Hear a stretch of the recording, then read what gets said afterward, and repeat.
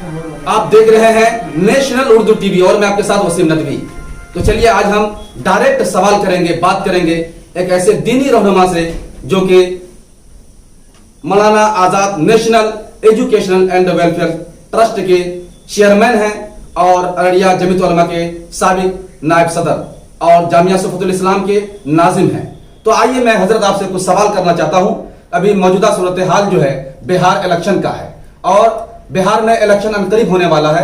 हर किसी पार्टी के दरमियान अपनी जीत के दावे हैं और सामाजिक कारकुनानी एतबार से समाज में किन पार्टियों ने कौन सा काम किया है, किस एतबार से वो काम कर रखे हैं, वो तो किसी से ढकी छुपी नहीं है। तो अभी पिछले 2017 के अंदर में जो बाढ़ पीड़ित घोषित किया गया था और बाढ़ आया था, तो उसमें सरकार ने क्या काम किया और मौजूदा तौर पर क्या काम कर रहे हैं, इसके बारे में आप क्या कहना चाहते हैं?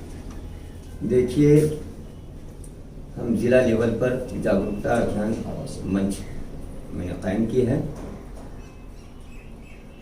बिहार के आने वाले इलेक्शन में जो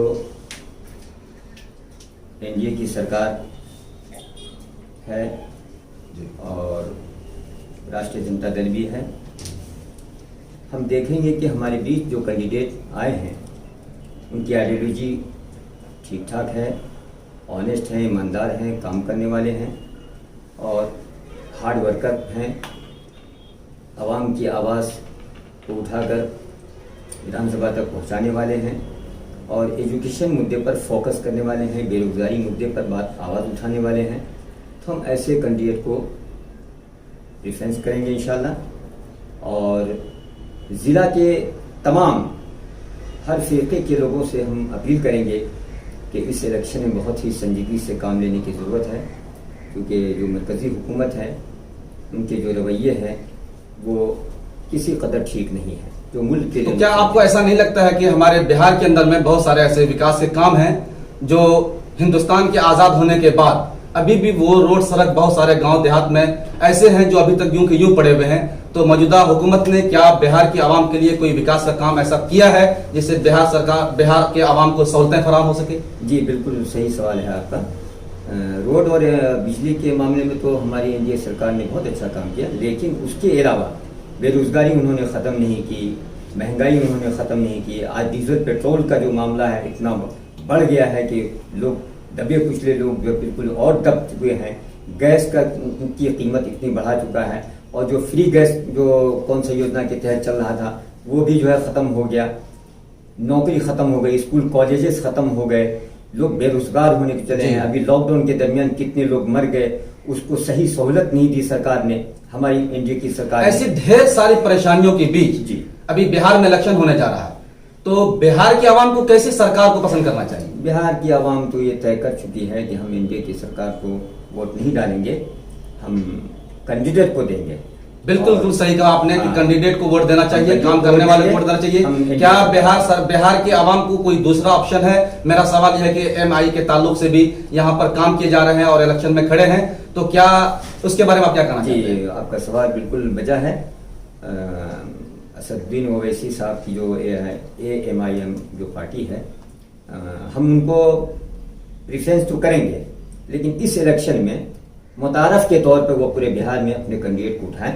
जी ठीक है, कोई बात नहीं है। मुसलमानों के लिए एक ऑप्शन भी होना चाहिए। जिस तरह से 60 सालों से मुसलमान पहले कांग्रेस से जुड़े रहे, उसके बाद आरजेडी से जुड़े रहे, उसके बाद फिर अब उनके लिए कुछ ऑप्शन उनको ढूंढना पड़ा। अजहर साथ ही साथ मैं आपसे एक सवाल करना चाहता हूं कि अभी कुछ दिनों पहले अमीश देवगन ने, जो कि हिंदुस्तान हमेशा ऋषि मुनियों सूफी संतों का मुल्क रहा है, यहाँ पर हमेशा आप ख्वाजा मोइनुद्दीन चिश्ती रहमतुल्लाह अलैह की जो तारुफ है, ये कोई ऐसी बात नहीं जिससे कि हिंदू हो, मुस्लिम हो, किसी भी समुदाय के लोग हों जो उनके बारे में नहीं जानते हैं और वो हमारे बड़े शख्सियत में से भी हैं। और अमीश देवगन ने उनकी शान में जो गुस्ताखी की है, और इससे पहले मैंने आपने एक पर्चा भी इशू किया था जिसमें आपने अमीश देवगन के बारे में कहा था, तो मैं उनके बारे में आपसे डायरेक्ट सवाल करना चाहता हूँ, क्या आप ख्याल रखते हैं इनके बारे में? जी, अमीश देवगन जो है न्यूज़ 18 के एंकर हैं और आपने सही सवाल किया, बहुत अच्छी बात है।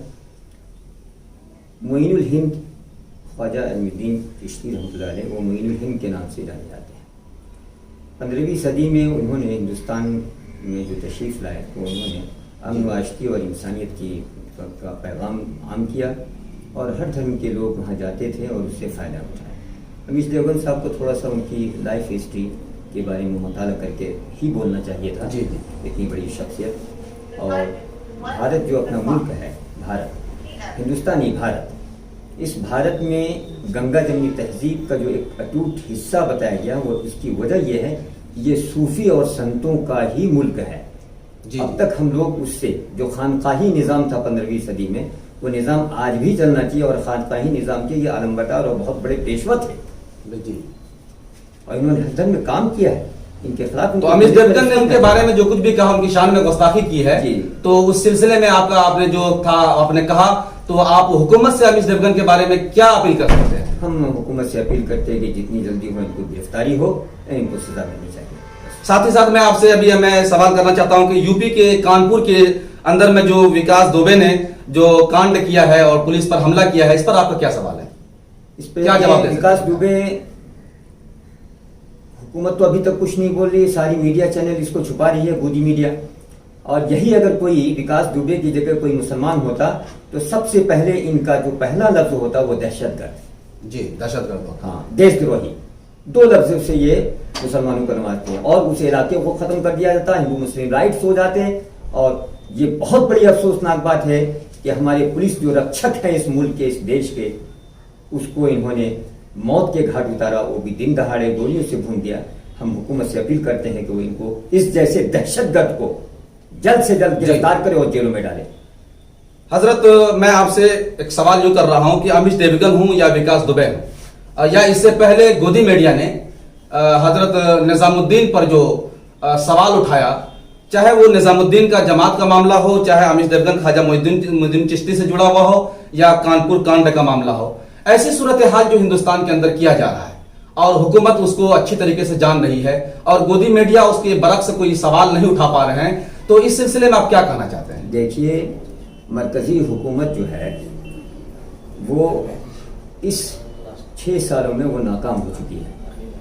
अपनी नाकामी को छुपाने के लिए वो अवाम और पब्लिक के मिजाज को और जहन को बदलने के लिए हर 15 दिन पर, आप नोट कर लीजिए, इस 1 साल में हर 15 दिन 20 दिन के बाद ये नया मुद्दा और नया इशू उठाकर अवाम के जहन को बदल देते हैं और वो अपना काम करते रहते हैं, क्योंकि उनको काम करना है। साथ ही मैं आपसे और एक सवाल करना चाहता हूं कि भारत और चीन का जो मसला है उस पर आप क्या कहेंगे? हम इस क्या हुकूमत हमारा मुकम्मल तौर पर उस पर काम कर रहा है? पूरी दुनिया में हमारी हुकूमत, हमारे हिंदुस्तान की जो थू हुई है, ये हमारी मरकजी हुकूमत की नाअहली की वजह से। इतना बड़ा देश जो हर एतबार से मजबूत है, इनको उनसे युद्ध करना चाहिए, उनसे जंग लड़नी चाहिए, उनके फौजियों को मारना चाहिए, लेकिन उनके हमारे 100 फौजियों को बंदी बनाया और 20 फौजियों। जनाब आसिफुर रहमान जामई साहब, साथ ही साथ मैं आपसे एक सवाल करना चाहता हूं कि अभी आप मौजूदा सूरत हाल जो आपने जितनी सारी बातें की, और आखिर में मैं आपसे सवाल करूंगा कि आप एक इल्मी तबके के जुड़े लोग हैं और माशाल्लाह एक इदारा भी चलाते हैं, आप एक तालीमी मिशन से जुड़े हुए इंसान हैं, तो आप ऐसे सिलसिले में हमारे इस स्टूडियो से आप पब्लिक को क्या मैसेज देना चाहते हैं?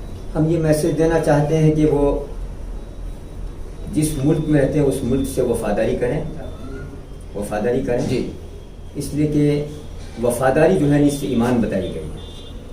हम हर हाल में आखिर दम तक इस मुल्क के साथ वफादारी करेंगे, चाहे मुल्क के लोग या रहनुमा हमारे साथ कुछ भी करें, लेकिन हम वफादारी के अलमबरदार हैं। हम मुसलमान इस देश में रहेंगे तो वफादारी के साथ रहेंगे। बेशक। तभी आप देख रहे थे नेशनल उर्दू टीवी और हमारे साथ थे मौलाना आसिफुर रहमान साहब जामई, और मैं यहीं पर अपनी बात को खत्म करता हूं। दीजिए मुझे इजाजत। मैं आपका दोस्त वसीम नदवी, शुक्रिया।